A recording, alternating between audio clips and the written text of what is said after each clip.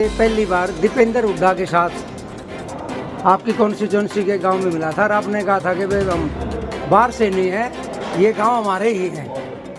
तो सारा देश जानता है मेरा जन्म गांगुली में है और वहाँ हमारा पांडु पिंडारा में आश्रम है और गांगुली में भी आश्रम है और मेरा जहाँ मैं पैदा हुआ घर भी है।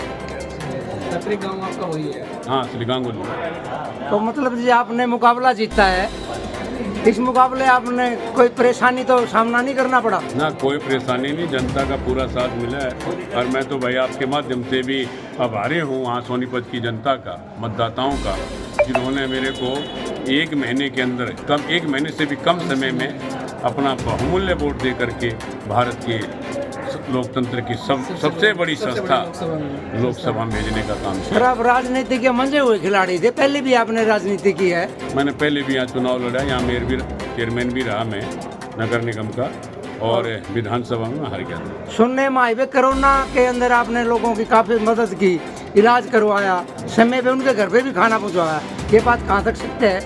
कोरोना में लगभग 72 दिन तक लगातार पहली संस्था थी हिंदुस्तान की जो 5,000 से लेकर 10,000 आदमी तक का रोज़ खाना बनाया और जिसमें गाड़ियां लगा रखी थी, वे अपना ले भी जाओ और हमारी सहायता भी करो।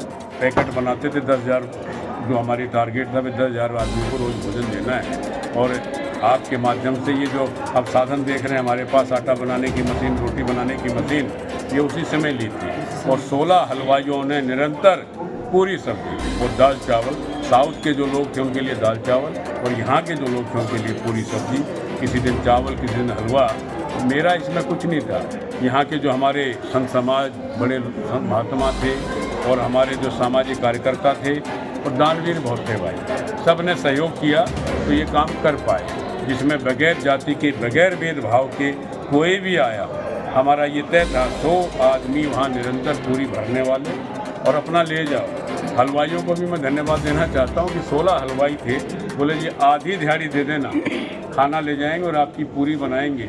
सुबह 4 बजे से लेके और शाम के 5-6 बज जाते थे कि शाम की व्यवस्था भी थी, जो यात्री रुके हुए थे और दिन में हमारे कैंपर हैं गाड़ियाँ, एक ये जो आजकल छोटा हाथी बोलते हैं, 2-3 ये लगा रखे थे और कैंपर, जिसको जितनी ज़रूरत है। खुला अखबार में भी, प्रेस के माध्यम से भी पत्रकार साथियों ने बहुत साथ दिया मेरा, रोज़ निरंतर छापते थे कि वे वहाँ भोजन कोई भी ले सकता है, सूखा राशन भी दिया, वस्त्र भी दिए, जबकि 2-3 आदमी हमारे जो सेवा में लगे थे वो कोरोना की चपेट में आए और उनकी शरीर पूरा हुआ। कई युवा संत भी थे, 2-3 लोगों को जो बाहर से आए, बाहर से बहुत आए, जो कोरोना जैसे बॉम्बे से, मद्रास से, दिल्ली से, कलकत्ता से, बहुत दूर दूर से लोग आए थे, तो उनका एकमात्र स्थान ये था कि वे आप यहाँ रुकिए, खाना खाइए, खाने की व्यवस्था।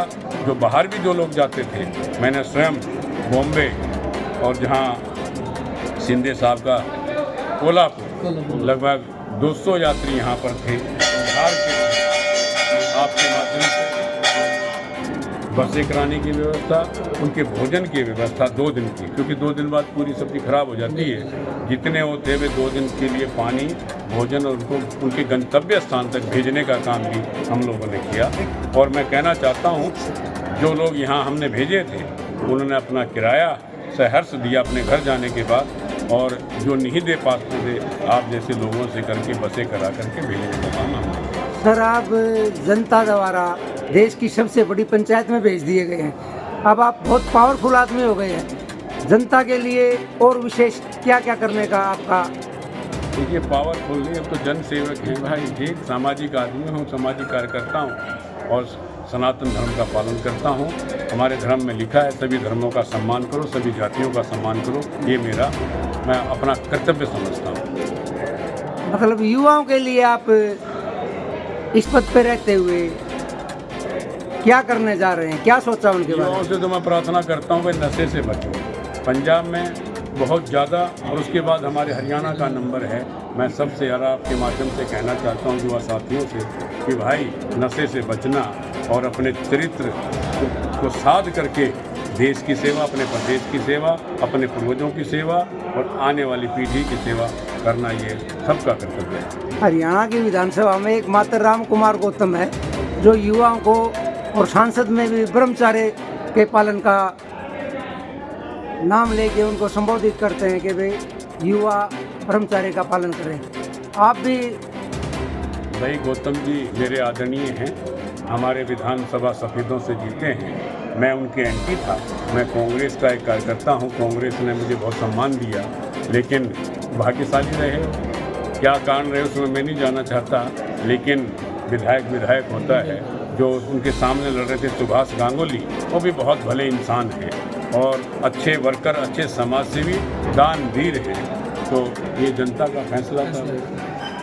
एक मिनट पत्रकारों को जिंदगी की जोखिम भरी है, पत्रकारों के बारे में जोखिम के लिए क्या है? हमारे तो एजेंडे में था पत्रकारों के लिए सुरक्षा पहले, उनके आवास की व्यवस्था और सरकारी जो महकमे हैं उनसे जो भी आपकी जो मांग थी वो हमारे केंद्रीय नेतृत्व ने और प्रदेश नेतृत्व ने उसको रखने का काम किया। सर हरियाणा में जो आवासीय भत्ता, हरियाणा में जो सर्विसमैन है उसको 58 साल में रिटायर कर दिया जाता है, लेकिन ये सरकार भेदभाव कर रही है, पत्रकारों को इसमें 60 साल रखा गया है।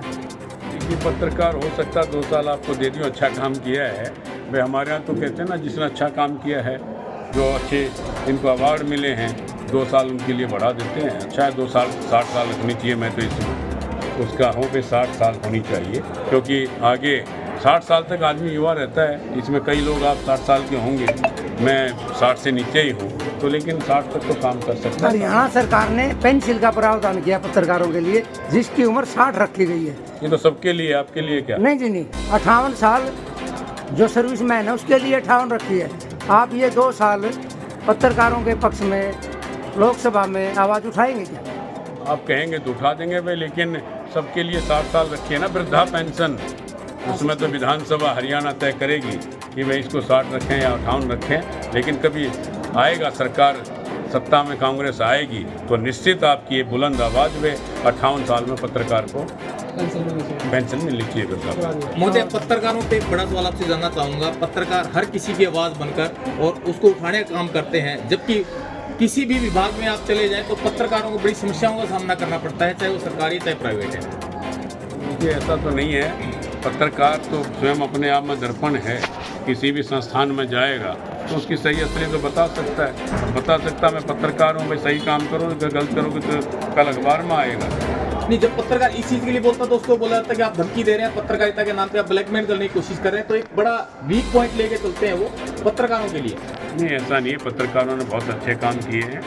जब कभी भी कोई आपदा आई तो पत्रकार सबसे पहले गया है, कोई संघर्ष हुआ है, कोई देश में आपसी दंगे हुए हैं, तो पत्रकार सबसे अग्रणी भूमिका निभाता है। और पत्रकारों ने जोखिम, अपनी जान जोखिम में डाली है, कई बार हमले भी हुए हैं, लेकिन पत्रकार है और दर्पण है समाज का, और हम तो भाई दर्पण की तरह मानते हैं। जो हम में भी कमी है उसको उजागर तो आप ही लोग करेंगे, चाहे राजसत्ता के लोग हों, विपक्ष के लोग हों, समाज के लोग हों, व्यापारी हों, कोई भी युवा हो, तो आप दर्पण हैं, दर्पण का काम करते हैं। और मैं तो भाई पत्रकारों का सम्मान करता हूँ। मुझे अच्छा लगा आज यहाँ पर पूरे हरियाणा से पत्रकार आए हैं। मैं आपका गंगा जी के तट पर स्वागत करता हूँ, अभिनंदन करता हूँ।